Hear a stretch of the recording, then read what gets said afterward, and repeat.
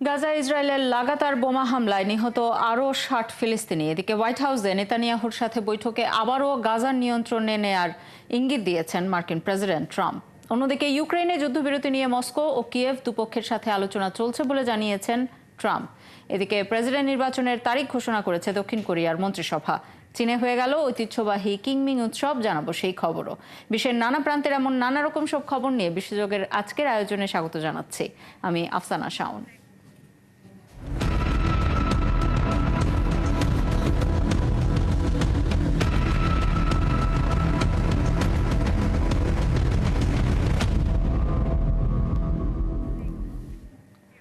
গাজায় গেল ২৪ ঘন্টায় ইসরায়েলি বাহিনীর হামলায় ৬০ জন ফিলিস্তিনি নিহত হয়েছেন। এদিকে ইসরায়েলের প্রধানমন্ত্রী বেনিয়ামিন নেতানিয়াহুর সঙ্গে বৈঠকে যুক্তরাষ্ট্রের প্রেসিডেন্ট ডোনাল্ড ট্রাম্প আবারও গাজার ফিলিস্তিনিদের অন্য দেশে সরিয়ে উপত্যকাটির নিয়ন্ত্রণ নেওয়ার কথা বলেছেন। অন্যদিকে নেতানিয়াহু জানিয়েছেন গাজায় জিম্মিদের মুক্তি নিয়ে নতুন একটি চুক্তির বিষয়ে আলোচনা হয়েছে। বিস্তারিত মনিরুজ্জামান বাবু রিপোর্টে। অবিরাম গোলাবর্ষণ আর স্থল অভিযানে গাজার প্রায় সবগুলো শহর ও নগর ধ্বংস করা হলেও বাফার জোনের ধ্বংসযজ্ঞের ভয়াবহতা সবকিছুকে হার মানিয়েছে। চোখের সামনে যা কিছু পেয়েছে ধ্বংস করা হয়েছে। ব্রেকিং দ্য সাইলেন্সের এক প্রতিবেদনে বাফার জোনে থাকা কয়েকজন সেনার স্বীকারোক্তি নিয়ে একটি প্রতিবেদন প্রকাশ করা হয়। পরিচয় গোপন করে নিজেদের অপরাধের স্বীকারোক্তি দেয়া কয়েকজন ইসরায়েলি সেনা জানান, বাফার জোনকে ফিলিস্তিনিদের হত্যা করার কিলিং জোনে পরিণত করা হয়েছে।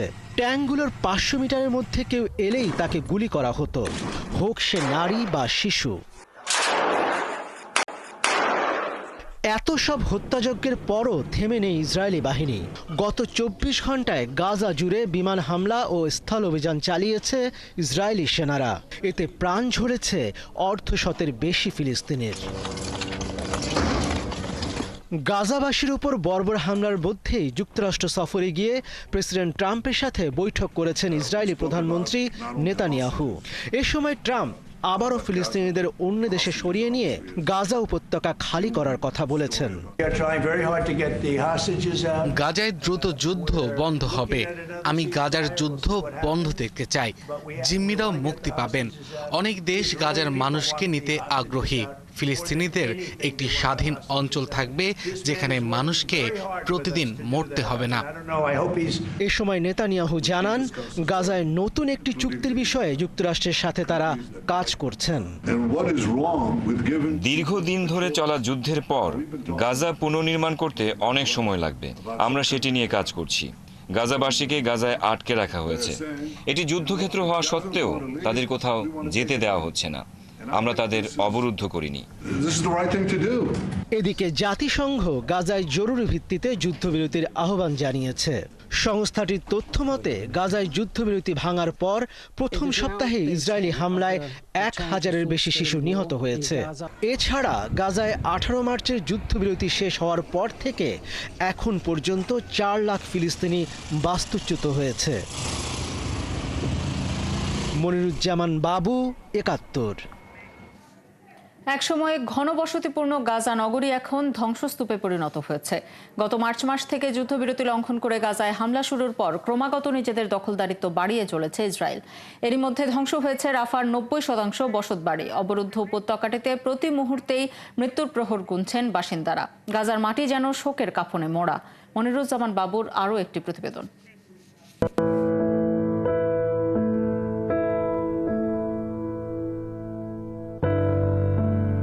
যতদূর দেখা যায় মাইলের পর মাইল, কঙ্কালসার চেহারা নিয়ে মাটির সাথে মিশে একাকার অসংখ্য কালো পোড়া ভবনের ধ্বংসাবশেষ। নিষ্প্রাণ কিছু মুখ এই মৃত্যু উপত্যকায় খুঁজে চলেছে বেঁচে থাকার শেষ সম্বল।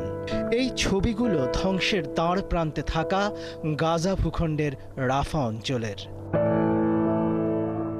স্থানীয় প্রশাসন বলছে এরই মধ্যে ধ্বংস হয়েছে রাফার ৯০% বসতবাড়ি। শিগগিরই হয়তো শেষ হয়ে যাবে অবশিষ্ট স্থাপনাও। তাই কান্নার কোরাসে আকাশ ভারী, মৃত্যুর মিছিল চারিদিকে, গুমড়ে উঠছে হাহাকার। জন্মানোর আগেই শিশুর ঠিকানা হচ্ছে ধ্বংসস্তূপের গোরস্থানে। পিতার কোলে ছোট ছোট সন্তানের লাশ। মায়ের চোখের সামনেই শেষ হয়ে যাচ্ছে মাসুম শিশু, আবার শিশুর সামনেই শেষ হচ্ছেন মা। গাজার ধুলে মিশে যাওয়া শিশুদের হাসি আজ বিশ্ব বিবেকের কফিনে শেষ পেরেক ঠুকে দিয়েছে। উপত্যকাটি শুধুই এক করুণ মহাকাব্য, যেখানে শিশুরা জন্ম নেয় মৃত্যুর গল্প লিখতে, আর পৃথিবী নামক গ্রহটি নীরবে দেখে যায়। কেউ যেন কিছুই দেখছে না, কারো যেন কিছুই বলার নেই। নির্বিকার বিশ্ব, মানবতা মুখ গুজে আছে বালুতে। 12,000 বর্গ কিলোমিটার এলাকা সম্পূর্ণ গুঁড়িয়ে দিয়েছে ইসরায়েল। মানুষের ঠাঁই খোলা আকাশের নিচে। ত্রাণ ঢুকতে দেওয়া হচ্ছে না অনেক আগে থেকেই। নেই কোনো খাবার এবং পানীয়। গাজার এমন দুর্দিনে এখনো চুপ আরব বিশ্ব। নিন্দা, বিবৃতি আর সম্মেলনেই সীমাবদ্ধ তারা। বিশ্বজুড়ে সাধারণ মানুষ প্রতিবাদে নামলেও বিবেকহীন হয়ে বসে মুসলিম নেতারা। এখন তাই প্রশ্ন উঠছে, আর কত হাজার মরলে পরে বিশ্ব বুঝবে গাজায় বড্ড বেশি মানুষ গেছে বানের জলে ভেসে। মনিরুজ্জামান বাবু, ৭১। ইসরায়েলের বিরুদ্ধে অবস্থান নিয়ে কথা বলেছেন ফরাসি প্রেসিডেন্ট ইমানুয়েল ম্যাক্রো। পাশাপাশি অবরুদ্ধ গাজা উপত্যকায় নিরীহ ফিলিস্তিনিদের ওপর ইসরায়েলের অব্যাহত হামলার নিন্দা জানিয়েছেন তিনি। মিশরের প্রেসিডেন্টের সঙ্গে কায়রোতে যৌথ সংবাদ সম্মেলনে ইসরায়েলি হামলার তীব্র নিন্দা জানিয়ে ম্যাক্রো বলেন, ফ্রান্স গাজার ওপর ইসরায়েলের চলমান হামলা এবং যুদ্ধবিরতি লঙ্ঘনের নিন্দা জানাচ্ছে। একই সঙ্গে অবিলম্বে যুদ্ধবিরতি সংক্রান্ত আলোচনা শুরু করার আহ্বান জানান তিনি। বলেন, তার দেশ জোরপূর্বক কোনো জনগোষ্ঠীকে তাদের নিজ ভূমি থেকে উচ্ছেদ, গাজা উপত্যকা বা পশ্চিম তীর দখল এসবের বিরুদ্ধে অবস্থান নিয়েছে। ফিলিস্তিনের গাজায় অবশিষ্ট সব বন্দীর মুক্তির জন্য একটি চুক্তির দাবিতে তেল আবিবে বিক্ষোভ করেছে হাজারো ইসরায়েলি নাগরিক। সোমবার যখন ইসরায়েলি প্রধানমন্ত্রী বেনিয়ামিন নেতানিয়াহু মার্কিন প্রেসিডেন্ট ডোনাল্ড ট্রাম্পের সাথে ওয়াশিংটন ডিসির ওভাল অফিসে বৈঠক করছিলেন, তখনই রাজধানী তেল আবিবে জড়ো হন ইসরায়েলিরা। তারা নেতানিয়াহুর গাজা অভিযানের সমালোচনা করেন। তাদের অভিযোগ, নতুন করে হামলা শুরুর কারণে হামাসের হাতে জিম্মি থাকা জিম্মিদের ফিরে পাওয়া নিয়ে সংশয় তৈরি হয়েছে। গাজায় ইসরায়েলের বর্বর হামলার প্রতিবাদ ও ফিলিস্তিনিদের সমর্থনে বিক্ষোভ করেছে লেবাননের মানুষ। সোমবার দক্ষিণ লেবাননের স্থানীয়রা এই সমাবেশের আয়োজন করে। দক্ষিণ লেবাননের সিডনের বিক্ষোভে ফিলিস্তিন, হামাস ও হিজবুল্লাহ সমর্থনে সবাই স্লোগান দেন। তারা গাজায় ইসরায়েলের চালানো গণহত্যা বন্ধ করার দাবি জানান।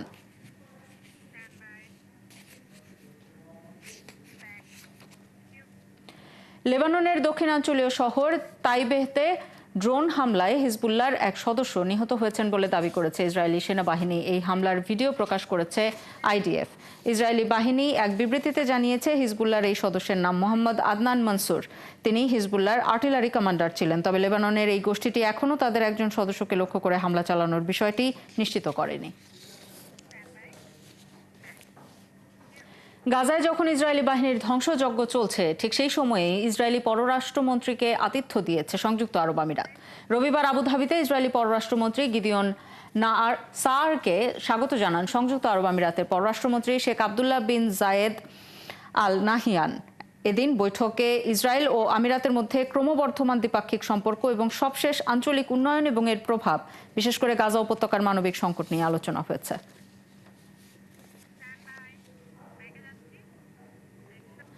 ইরানের সাথে সরাসরি পারমাণবিক আলোচনায় বসতে চলেছে যুক্তরাষ্ট্র। মার্কিন প্রেসিডেন্ট ডোনাল্ড ট্রাম্প নিজেই এই তথ্য জানিয়েছেন। সোমবার ইসরায়েলের প্রধানমন্ত্রী বেনিয়ামিন নেতানিয়াহুর সাথে হোয়াইট হাউসের বৈঠকের পর ট্রাম্প ইরানের সম্ভাব্য এই আলোচনার কথা প্রকাশ করেন।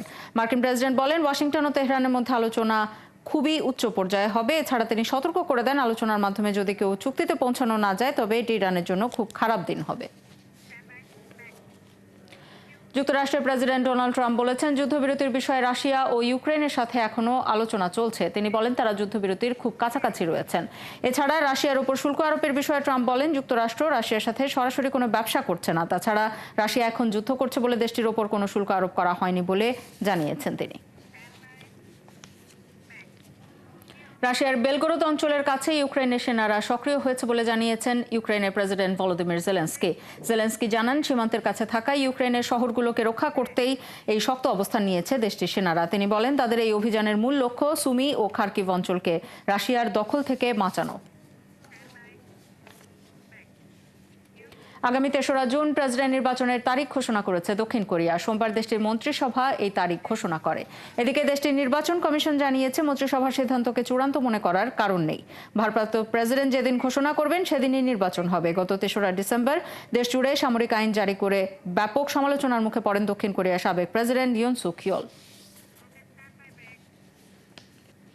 মিয়ানমারে ভূমিকম্পে মৃতের সংখ্যা ৩,৬০০ ছাড়িয়েছে। এখনও নিখোঁজ শতাধিক। হতাহতদের সন্ধানে এখনও উদ্ধার অভিযান চলছে। তবে ভারী বৃষ্টি ও বজ্রঝড়ের কারণে উদ্ধার ও ত্রাণ কার্যক্রম ব্যাপকভাবে ব্যাহত হচ্ছে। এদিকে মিয়ানমারে ভূমিকম্প পরবর্তী যুদ্ধবিরতির মধ্যেও চলছে লড়াই। ভূমিকম্পের কারণে দেশটির বিভিন্ন এলাকা এখনও বিদ্যুৎ ও যোগাযোগ বিচ্ছিন্ন হয়ে রয়েছে। বহু সড়ক ও সেতু ক্ষতিগ্রস্ত হওয়ায় ভূমিকম্পের ক্ষয়ক্ষতির সঠিক তথ্য পাওয়া কঠিন হয়ে পড়েছে।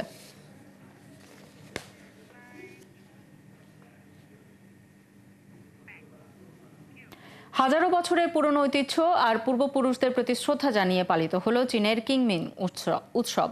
প্রতি বছর এই উৎসবটিকে ঘিরে দেশটিতে ভিড় করেন লাখো পর্যটক। বিশেষ করে এই উৎসবটিকে সামনে রেখে চীনের প্রকৃতিও সেজে উঠেছিল অপরূপ এক সাজে। আরো জানাচ্ছেন ঋতু সাহা। ফুলে ফুলে প্রকৃতি সেজেছে যেন এক অপরূপ সাজে। প্রকৃতির এমন সৌন্দর্য মুগ্ধ হয়ে উপভোগ করছেন সবাই। সম্প্রতি চীনে শেষ হয়ে গেল দেশটির জনপ্রিয় কিংমিং উৎসব। মূলত কিংমিং উৎসবে পূর্বপুরুষদের কবর পরিষ্কার পরিচ্ছন্ন করা হয়। বৌদ্ধ ধর্ম অনুযায়ী এই দিনটি ব্যতীত তাদের পূর্বপুরুষেরা খাবার খেতে পারেন না, তাই এদিন তাদের পছন্দ মতো খাবারও বানানো হয়। শুধু চীনেই নয়, সিঙ্গাপুর, মালয়েশিয়া, তাইওয়ান সহ কয়েকটি দেশেই এই দিনটি উদযাপন করা হয়। চীনের রাজধানী বেইজিংয়ে প্রায় ৩৫টি স্থান ও শতাধিক এলাকা জুড়ে ফুলে ফুলে সাজানো হয়। এছাড়া ৩ দিনের ছুটিতে সাংস্কৃতিক ঐতিহ্য নিয়েছিল নানান চর্চা। কিংমিং উৎসবটি আমাদের জন্য বেশ গুরুত্বপূর্ণ। উৎসবে আমরা হংকং ও ম্যাকাও যাব। এই পার্কটির পরিবেশ আসলে অনেক সুন্দর। এটির ঘন পাহাড় এবং স্বচ্ছ জলরাশি ভালো লাগে। এই সৌন্দর্য উপভোগ করতে প্রতি বছর হংকং থেকে আমরা এখানে ছুটে আসি। উৎসবের এই সময়টাতে চীনের বিভিন্ন দর্শনীয় স্থান ঘুরে বেরিয়েছেন পর্যটকেরা।